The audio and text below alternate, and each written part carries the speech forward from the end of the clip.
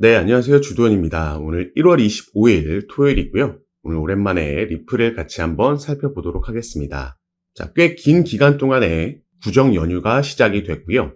정확한 이유는 알 수 없지만 항상 이전의 시장을 봤을 때 우리의 이 연휴 기간 동안 시장은 꽤 큰 변동성을 보여왔었습니다. 그리고 지금도 충분히 그런 변동성이 또 한번 반복될 수 있는 상황들이 펼쳐지고 있죠. 그래서 이런 부분을 하나씩 살펴볼 건데, 자, 우선 리플의 차트를 보자면 전체적으로 봤을 때 전혀 걱정할 게 없어 보이는 긍정적인 상승 차트의 흐름 보여주고 있습니다. 그래서 이전에도 말씀드렸던 상승 깃발 패턴, 불 플래그 패턴 여전히 이어가지고 있는 거고요. 함께 엘리엇 파동의 3파도 이미 시작된 걸 알 수가 있죠. 이 불 플래그라는 건 깃대를 세워놓고 나서 이런 깃발 형태 상단을 돌파해주면 또 한 번 이런 상승력이 나온다라는 거고, 엘리엇 파동 같은 경우에는 총 8개의 파동, 이 중에 상승 5파 그리고 하락 3파가 나오는데, 먼저 이렇게 상승 5파가 나온다라는 거죠. 상승 1파, 조정 2파, 상승 3차가 진행 중인 거고, 이후에 4파와 5파까지 추가적으로 또 기대해 볼 수 있는 상황입니다. 다만 단기적으로 지금 며칠 상황을 봤을 때는요, 또 한번 조정 이후에 지지 라인, 반등 라인이 나와줬고, 또 반등 이후에 저항 라인까지 확인되면서 이런 박스권을 형성했구나 알 수 있습니다. 그리고 바로 이럴 때가 가장 우리가 주목해야 되는 시기다라고 말씀을 드렸죠. 자, 중간중간에 이런 건 여러 번 볼 수 있습니다. 자, 이때도 지지라인을 만들고 박스권을 단기적으로 형성한 걸 확인할 수가 있고, 자, 이때도 마찬가지였습니다. 이때도 그랬죠. 그런데, 자, 이때는 단기적인 박스권을 형성하고 나서 지지라인이 뚫리면서 하방 압력을 받았던 거고, 이때는 박스권 형성 후에 상단 라인을 돌파해주면서 추가 상승력이 나온 겁니다. 그래서 이 박스권을 형성하고 있을 때에는 위든 아래든 어느 쪽으로든 방향성을 잡고 움직일 수 있기 때문에 우리가 더욱 여기에 주목을 해야 된다라는 거고, 그래서 지금부터는 이 방향성에 영향을 줄 수 있는 이슈들을 하나씩 살펴볼 겁니다. 여기에는 시장 전체에 영향을 주는 거시경제 이슈도 있고요. 또 당연히 리플의 개별적인 이슈들도 있기 때문에 이런 주요 내용들 하나씩 살펴보면서 말씀을 드릴 거니까 여러분들께서는 오늘 영상 꼭 끝까지 시청해 주시고, 그 전에 밑에 있는 구독과 좋아요 버튼도 한 번씩만 눌러주시면 제가 이렇게 영상 제작하는 데 큰 힘이 된다라는 점 먼저 말씀드리고요. 추가로 영상 밑에 더보기란 클릭하시면 제가 이렇게 저희 정보방에 참여하실 수 있도록 간편하게 링크를 만들어 놨습니다. 이 링크 클릭하시고 연락 주시면 제가 정보방 입장을 도와드릴 거고요. 정보방에서는 앞으로 나올 수 있는 이 시장의 변수들, 최근에는 거시경제 이슈들과 같은 이슈들이 있었는데, 이런 이슈들에 우리가 어떻게 대응하면 좋을지, 여기에 따라서 시장은 어떻게 방향성을 잡고 움직이고, 그래서 이 부분을 모니터링하면서 여기에 따른 알맞은 대응 방법과 구체적인 타점까지도 공유해 드리면서 여러분들 매매하시는데 도움을 드리면서 함께 진행하고 있는 방이니까요. 이런 정보들 받아보시면서 여러분들 투자 판단에 참고하시고 매매 진행하시면 더욱 좋을 것 같습니다. 자, 그럼 바로 이 시장 전체에 영향을 줄 수 있는 그 방향성을 정할 수 있는 이슈들 중에 첫 번째 살펴보도록 하겠습니다. 자, 아무래도 최근 시장이 상승력을 보여줄 수 있었던 건 트럼프가 1월 20일에 취임하고 이 취임 첫날 바로 100여 가지의 행정명령에 서명을 할 거다. 그리고 여기에 암호화폐 관련된 행정명령도 포함되어 있을 거다라는 기대감에 비트코인이 신고가를 또 한 번 경신하고 시장 전체가 상승할 수 있었던 거였습니다. 하지만 막상 취임 첫날 암호화폐 관련된 행정명령은 나오지 않았고요. 4일차가 돼서야 드디어 첫 번째로 암호화폐 관련된 이 행정명령에 서명이 나왔습니다. 밑에 내용을 보시면 바로 이 부분입니다. 미국을 암호화폐 수도로 만들겠다. 가상화폐 워킹 그룹을 신설하는 내용의 행정명령에 서명을 했다라는 거죠. 자, 그런데 이 암호화폐 행정명령이 나왔음에도 시장은 급등하지 않았습니다. 자, 그 이유도 명확하죠. 시장이 기다리고 있던 암호화폐 행정명령은 바로 이 비트코인 법이라고 하는 트럼프 대통령이 선거 기간 동안 여러 가지 암호화폐 관련된 공약들을 내걸었었는데, 그중 하나였던 비트코인을 바로 미국의 전략준비 자산으로 지정하겠다라는 이 부분이었습니다. 이게 사실 이런 공약이 나왔을 때부터 어마어마한 기대감을 가지게 했었던 거였는데, 그래서 이게 비트코인 법이라고 해서 하원에서 이미 법안 발의를 준비 중이라고 알려졌죠. 간단하게 설명해 드리면 미 정부가 20만 개의 비트코인을 5년 동안 매집해서 총 100만 개의 비트코인을 총 20년간 일단 미니멈 20년간 홀드하겠다라는 법입니다. 때문에 여기에 대한 기대감이 컸었는데 일단 암호화폐 관련된 첫 번째 행정명령에서는 이 부분이 언급되지 않았기 때문에 아무래도 급등하기에는 조금 부족한 이슈였다 이렇게 보고 있는 거죠. 다만 저는 이 부분이 언젠가는 나올 행정명령이고 지금 그 순차대로 가고 있다라고 보여주고 있습니다. 그래서 조금 더 자세하게 이 내용을 풀어서 설명해 드리자면 이 실무 그룹, 워킹 그룹 여기서는요. 스테이블 코인을 포함해서 여러 디지털 자산 관련된 연방 규제 그리고 프레임워크를 개발할 예정이라고 합니다. 지금 코인 시장에서 가장 화두가 되고 있는 게 이 명확한 규제죠. 리플도 여기에 영향을 받을 수 있습니다. 아무래도 규제가 명확하지 않았기 때문에 특히나 미 증권거래위원회 SEC의 규제가 명확하지 않았기 때문에 소송을 만 4년 넘게 지금 이어온 거죠. 그리고 여기에 추가로 전략적 국가 디지털 자산 비축 정책을 평가한다 나와 있습니다. 그래서 트럼프의 정책에 공약에 방향성에 변화가 생긴 게 아니라 순차적인 단계를 밟아가고 있다 우리가 볼 수 있는 거고요. 결국에 이 부분은 시기의 문제지 언젠가는 서명될 수 있는 상승 모멘텀을 가지고 있는 재료라 생각하시면 좋을 것 같습니다.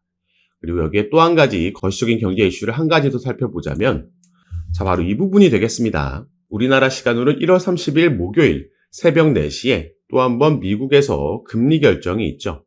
FOMC 회의가 있다라는 건데 자, 지금 FOMC 회의를 앞두고 일주일 전에는 블랙아웃 기간입니다. 이 말은 이 금리 결정을 하는 FOMC 연준의 위원들이 대외적으로 어떠한 발언도 할 수 없는 깜깜한 기간이라는 거죠.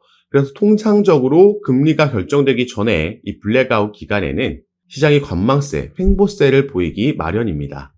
그리고 이 부분도 어떻게 실제로 발표되나에 따라서는 충분히 시장에 영향성을 줄 수 있겠는데요. 자, 트럼프 대통령 같은 경우에는 계속해서 현재의 금리가 높다라고 금리를 인하해야 된다라고 압박하고 있고 다만 이전에 12월 달에 미국에서 금리 결정을 했을 때 이 파월 연준 의장의 선택은 금리를 인하하긴 했지만 25bp 인하하긴 했지만 올해는 단 2번 만에 금리 인하가 있을 거고 미국 경제가 견고하기 때문에 오히려 빠른 금리 인하가 독이 될 수 있다. 이런 매파적인 발언을 했습니다. 그래서 사실 시장도 저번 달에 금리를 인하했지만 이러한 발언을 듣고 하락을 했던 거였고요. 다만 이번 달에 발표됐던 생산자 물가지수와 소비자 물가지수가 시장의 예상치에 부합하거나 아니면 그것보다 긍정적인 수치가 발표됐기 때문에 잠시나마 금리 인하에 대한 기대감도 커졌던 게 사실입니다. 하지만 현재 데이터로 이 부분을 살펴보자면 자, 지금 두 개의 막대 그래프가 있는데 하나가 99.5%로 많이 쏠려 있고요. 다른 한쪽은 0.5%입니다. 자, 바로 이쪽이 동결될 거다라는 데이터를 나타내는 예상치고 이 부분이 인하가 되겠죠. 그래서 이미 시장은 이번 1월 달에 금리 결정 때는 금리가 동결될 거다라고 예상을 하고 있습니다.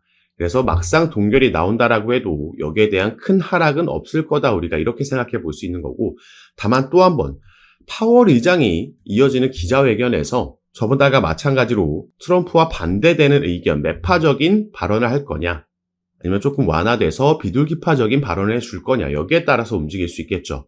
그리고 만약에 금리 인하가 나온다라고 하면 이전 트럼프 1기 때는 트럼프가 이 연준을 강하게 압박하면서 계속해서 금리를 내리게 했었다란 말이죠. 그래서 만약에 이런 부분이 반복돼서 금리 인하가 나온다라면 이건 시장의 방향성을 확실하게 상방으로 결정해 줄 수 있는 중요한 요인이 될 수도 있다라고 보여주고 있습니다. 그래서 연휴 기간이지만 이런 이슈들로 인해서 시장에 충분히 변동성이 나올 수 있다라는 점 미리 인지하시면 좋을 것 같고요. 그래서 리플 같은 경우에도 차트로 봤을 때 어느 쪽으로 방향성을 가지고 움직이냐 이런 부분은 실시간으로 제가 항상 차트를 모니터링하면서 저희 무료 정보방에서 가장 빠르게 대응 도와드리고 있으니까 이런 브리핑 받아보시면서 여러분들도 투자 판단에 참고하시고 대응하시면 더욱 좋을 것 같습니다.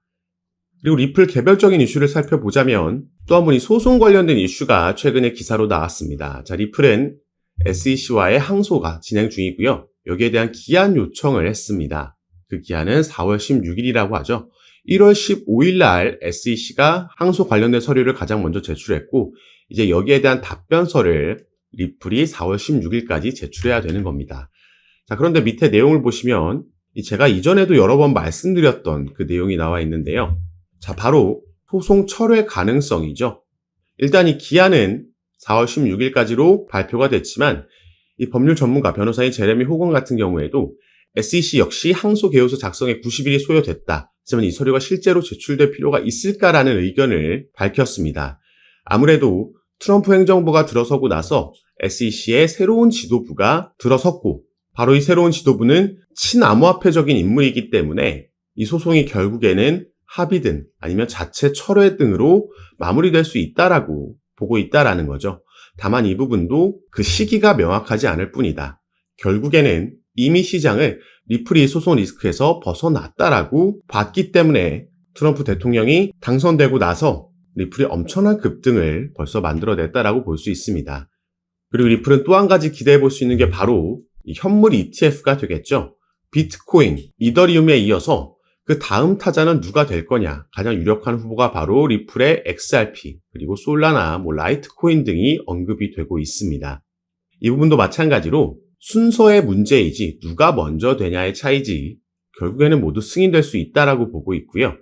이 현물 ETF 승인 권한을 가지고 있는 것도 바로 SEC이기 때문에 그리고 SEC의 지도부가 친암호화폐적인 인물들로 재편성됐기 때문에 여기에 대한 기대감도 계속해서 살아나면서 리플은 상방으로 방향성을 잡을 가능성이 높다라는 거죠. 그런데 여기에 추가로 리플은 이것보다 더 큰 상승 재료들이 여전히 남아있다라고 보고 있습니다. 그래서 이 기사도 함께 보시면 트럼프 당선으로 인해서 암호화폐 기업들의 IPO 가능성이 커졌다라고 나와 있습니다. 자, 그리고 이 IPO에 대한 기대감은 이전부터도 계속해서 나왔죠. 일단 10월 달에도 리플의 CEO는 이런 얘기를 했습니다. 일단 당시에는 IPO는 우선순위가 아니다. 자, 대선 전이죠. 다만 리플의 CEO가 이런 발언을 했음에도 상장이 된다라면 가격은 급등할 거다라는 전망은 사실 이전부터 나왔다라는 거죠. 자, 밑에 내용을 보시면요. 리플의 IPO 가능성에 대해 추측은 수년간 제기되어 왔습니다. 2022년 갈링하우스는 리플이 향후 상장될 것이라고 자신감을 표명한 바 있으며 SEC와의 소송이 마무리된 이후에는 IPO를 검토하겠다라고 언급을 했죠. 그리고 여기에 대한 시즌 기대감. 자, 월스트리트 출신 애널리스트 린다 존스는 리플이 만약 IPO를 추진한다면 주가가 $600까지 상승할 거라고 전망을 했습니다. 이 주가 같은 경우에는 리플랩스가 나스닥에 상장하고 나서 이 IPO를 한다라는 건 리플이 증권시장에 나스닥에 곧 상장한다라는 걸 의미하는 겁니다. 그렇게 되면 리플랩스의 주가가 $600 이상 갈 수 있다라는 거고 또 다른 이 분석가는 리플사가 적절한 시기에 IPO를 추진한다면 최대 $35까지 상승할 수 있다라고 전망을 했죠. 그리고 사실 리플은 이 IPO를 재작년부터 본격적으로 준비해 왔었습니다. 자, 작년 4월 달에 뉴욕에서 비공개 로드쇼를 개최를 했고요. 이 IPO 관련 로드쇼에서 대부분의 투자 기업들이 당시에 참석을 했었습니다. 다만 이때만 해도 SEC와의 소송이 진행 중이었기 때문에 이 투자 기업들 입장에서는 리플의 가치를 알아봤다라고 해도 이 소송이 워낙 리스크로 작용하고 있었던 거죠. 그런데 이제 트럼프가 당선되는 이후에 SEC 위원장이 교체가 확정이 됐고요. 이미 차기 위원장은 친암호화폐적인 인물로 임명이 됐습니다. 그렇기 때문에 이 소송 종료에 대한 기대감, 거의 확신이 코인 시장에는 퍼져 있는 거고 그렇기 때문에 리플이 최근 한 달 동안 400%라는 급등을 만들어낼 수 있었던 거죠. 그리고 나서 이 10월 달에, 작년 10월 달에는 리플이 홈페이지에 이런 IPO 관련된 포지션을 공개 채용하는 공고글도, 게시글도 올리기도 했습니다. 그래서 이때도 IPO 가능성 있는 거 아니냐, XRP $600 넘을 수도 있다라는 기대감이 또 한번 형성이 됐고요. 지금 이제 상승 사이클로 넘어가는 시점, 트럼프가 당선되고 나서 SEC와의 소송이 종료될 거라는 기대감에 당연히 리플레스의 IPO 착수, 이런 기사는 나오지 않는 게 더 이상하다라는 거죠. 이걸 충분히 우리가 내년에도 기대해 볼 수 있는 호재 소식이라는 거고 IPO를 본격적으로 진행하게 되면 아까 말씀드렸던 이 투자 기업들의 어마어마한 투자금이 들어오게 되는 거고요. 이건 당연히 리플 시세에 엄청난 호재로 상승 모멘텀으로 작용을 할 겁니다. 그래서 첫 번째로는 여기에 대한 기대감 우리가 가져볼 수 있겠고 자, 또 한 가지는요. 제가 이 부분 전에 말씀을 드렸습니다. 자, QCP 캐피털의 공동 설립자인 다리우스 시트는요. 암호화폐 시장은 미 대선보다 블랙록의 역할이 더 중요하다라고 얘기를 했습니다.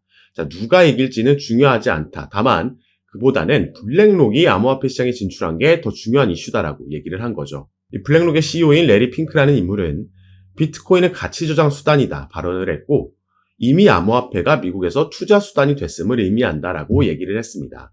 자, 바로 이 블랙록이 암호화폐를 주류화시킨 장본인이라고 나와 있죠.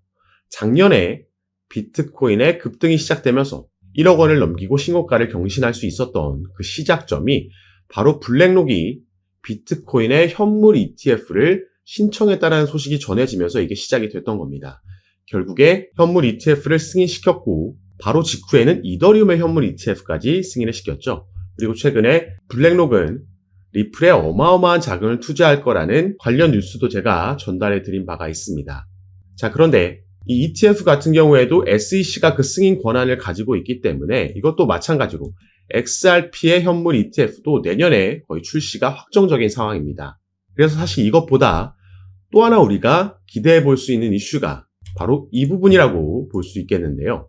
자, 이 기사를 보시면요. 블랙록의 CEO, 이 레리 핑크라는 인물이 작년 초에 했던 인터뷰에서 나온 말입니다. 물론 이전에도 같은 말을 여러 번 했는데 이 비트코인과 이더리움의 ETF는 모든 자산 토큰화의 시작이다라고 얘기를 했습니다. 그래서 밑에 내용도 함께 보시면요. 자, 그는 위험한 신생 자산군에 대한 노출을 제공하는 안전한 방법으로 평가받는 ETF가 금융시장 기술혁명의 1단계였고 2단계는 모든 금융자산의 토큰화가 될 것이라고 강조했습니다. 자, 이게 블랙록이 작년부터 계속해서 지금 강조하고 있는 RWA, 리얼 월드 에셋입니다. 실물 자산 토큰화라는 테마죠. 그래서 블랙록에서 RWA 펀드를 신청했을 때도 당시에 관련 테마에 있는 코인들이 급등하는 모습이 나왔던 겁니다. 자, 지금 갑자기 리플 얘기하다가 왜 지금 블랙록 얘기를 하고 있냐? 바로 리플이 이것과 직접적으로 관련이 있는 사업을 출시했기 때문입니다. 자, 제가 저번 달에 이 뉴스 전달해 드렸습니다. 리플이 은행용 암호화폐 수탁 서비스를 출시했다.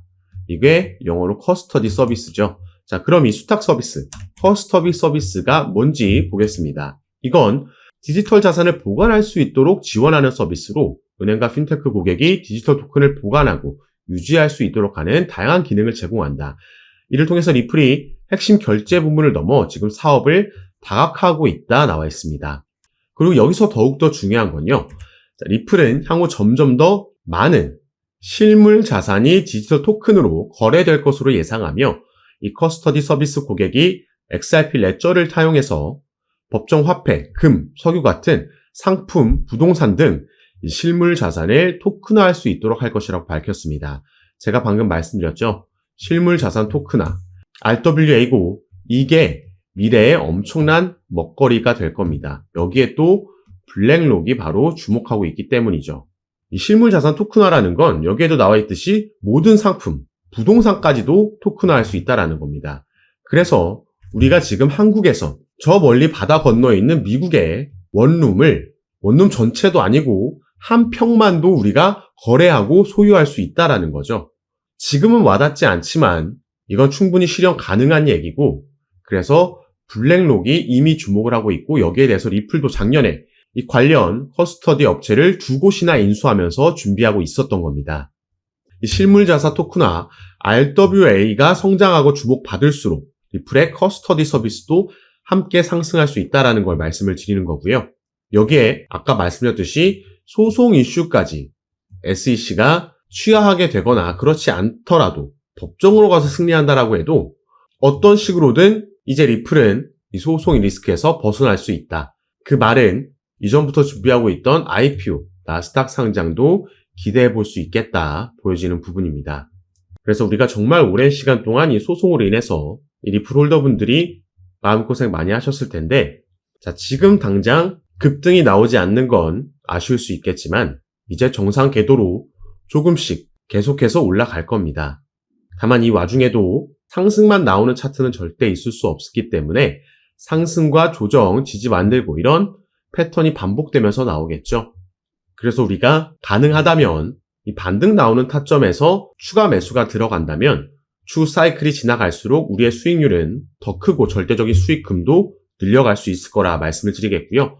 리플뿐만 아니라 아직까지는 비트코인이 도미넌스가 60%가 넘을 만큼 시장을 장악하고 있기 때문에 알트코인들이 본격적인 움직임은 가져가지 못하고 있지만 이게 점점 알트 시장으로, 알트의 상승으로 또 넘어올 겁니다. 이 중에 또 우리가 리플 외에도 주목해 볼 만한 코인들이 여럿 있고요. 이런 종목과 구체적인 타점도 제가 카톡방에서 공유해 드리면서 지금까지 그래왔던 것처럼 가장 빠르게 새로운 뉴스들 전달해 드리고 타점도 드리면서 함께 매매 진행할 거니까 여러분들께서는 제가 아까 말씀드렸던 영상 밑에 더보기란에 제가 이렇게 링크를 남겨놨습니다. 그래서 이 링크를 클릭하시고 정보방 입장하시면 앞으로 우리 코인 시장에 영향을 줄 수 있는 이 거시경제 이슈들부터 이런 이슈에 따라서 시장을 어떻게 반응하는지 확인하고 여기에 알맞는 대응 방법, 구체적인 타점까지 공유해 드리면서 여러분들과 함께 매매를 진행하고 있습니다. 시장의 움직임이 빠르게 나올 때에는 제가 이렇게 미리 촬영하고 나중에 유튜브에 업로드한 영상을 보시고는 실시간으로 대응을 하실 수가 없기 때문에 이런 정보들과 대응 방법 받아보실 수 있도록 미리 입장하시고 여러분들 투자 판단에 참고하시면 더욱 좋을 것 같습니다. 그래서 올 한 해 기대되고 있는 이 코인 시장의 강세장에서 영상 시청하시는 구독자분들 모두 꼭 큰 수익 얻어가시는 한 해로 만드셨으면 좋겠고요. 오늘 영상도 끝까지 시청해 주셔서 너무 감사드립니다. 감사합니다.